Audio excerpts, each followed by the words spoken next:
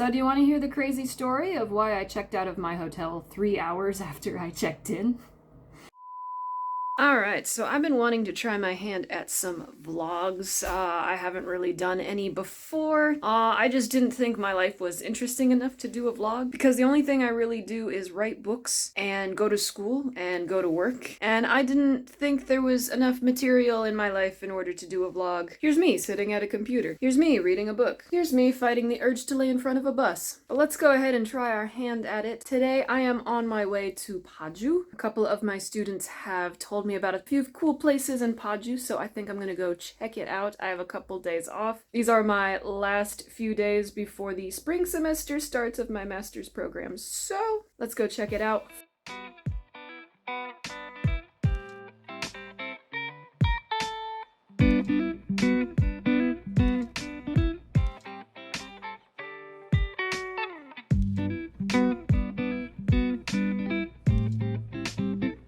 First thought was artichoke.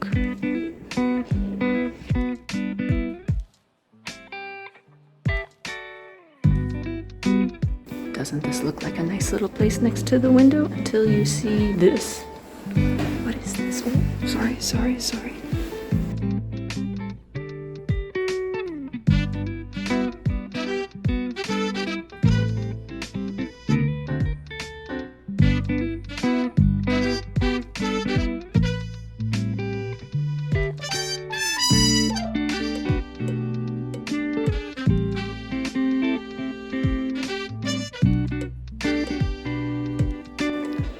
Well, I'm quite confused. I don't know what these are.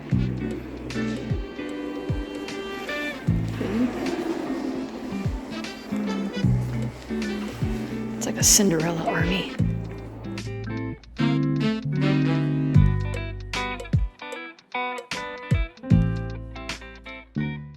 Alright, so I have left Nemesis. I think that's how you say it. I actually have no idea how you say it. But oh, this view's very pretty. Look at that! So I forgot I was recording, I got distracted by the view. So I'm gonna go find a cafe and hang out for a while, read a book. I'm in Book City. Seems appropriate, yeah?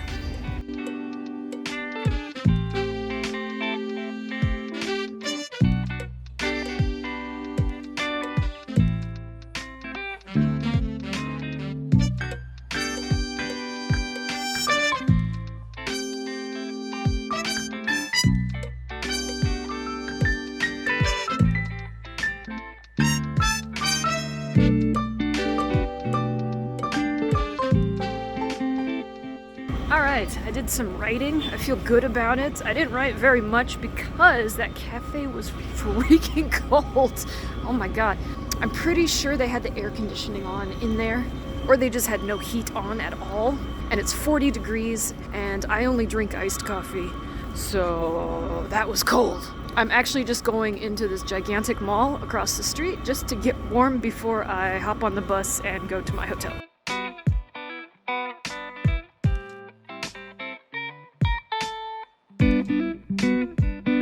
Wouldn't you know it, it's an outside outlet. Dang it, I'm so cold.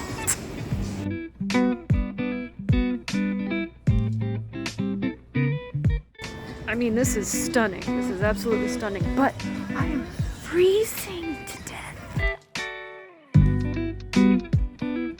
So my thoughts on Paju is that it is cold. That's it. That's all I got. That's my only feeling.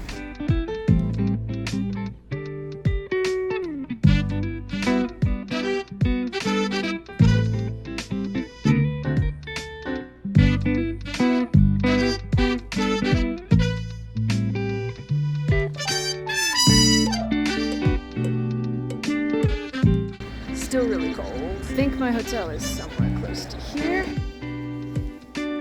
Well, this is an interesting wall choice. Okay, I just checked and there's no delivery to this location. So I'm going to warm up and then go back outside.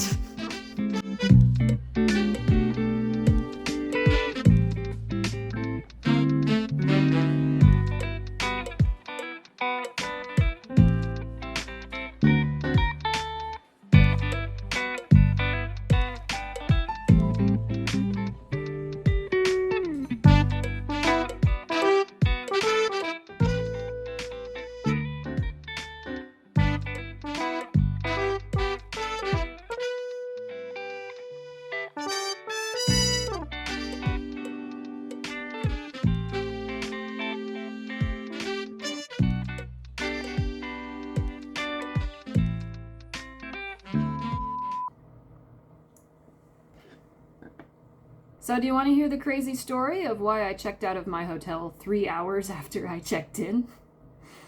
My plan for Paju was to go to Book City and the Art Museum on day 1, and then stay overnight, and then go to the Art Village on day 2. So I went to the first 2 places, I did my itinerary for day 1, and then I got to the bus stop for my hotel, and I just had like this really weird, eerie feeling. I can't really explain it, but the closer I got to the hotel, just the more my gut was starting to turn, and I didn't feel comfortable where I was. Now, to be fair, most of Korea is completely safe. You can travel alone, you can go do whatever you want. But for some reason, this particular time, I just felt very uncomfortable. And then I checked in, and the man at the front desk was extremely nice and spoke really good English. He was very sweet, and he helped me check in, and that was probably around 6 o'clock. And then I got into my hotel room, and it wasn't, dirty or anything like that, but for some reason I just felt more and more and more uncomfortable the more I stood there. And it got to the point where I was just like, I stopped and I just started praying, and I'm all like, Lord, if you tell me to leave, I will check out. Let me know. So, as I'm praying this, I am walking to the bakery across the street. Beautiful bakery. I go inside, grab a gigantic Mont Blanc, and I sit down to eat this Mont Blanc. And my a friend that I've known for a very, very long time, he video calls me just randomly out of the blue. And this is within 5 minutes of me doing this prayer, and he gives me this video call, and of course he's just sloshed. He's just drunk out of his mind. But the first thing he says to me is, "Where are you?" And I said, "Well, I'm in Paju." He's like, "You need to get out of there. You need to go home." And I'm like, "What?" And most of what he said for most of that conversation was completely incoherent, but he made it very clear to me that I should not be in that city. That part was pretty clear, and considering it was within 5 minutes of me praying, I said, okay, there's not going to be a bigger sign than that. So at 9:30 p.m., 3 hours after I checked in, I go to the front desk with all my stuff, and I'm all like, "I'm sorry, there's an emergency. I have to go back to Seoul." And this cute little man at the front desk was just, panicked for me. So he helps me figure out my bus route. And the moment I got back to Seoul, the moment that I just got into the city, suddenly just peace. So I don't know what that was about, but I came home early and slept really well. I'm not really worried about getting my money back on the hotel, only because I paid $5 for the hotel. And the only reason I paid $5 for the hotel is because it was a rewards night, so it was a free night. So of course I'm a little bummed of losing my free night, but at the end of the day, I really only paid $5. So my peace of mind is worth $5, I think. So today, it is still my day off, and I am going to stay home. But because the semester starts on Monday, I need to do my calendar for the semester because I am really bad at due dates. Even if I know the due date, my brain is just like, we'll be fine. All right, let's get this calendar party started.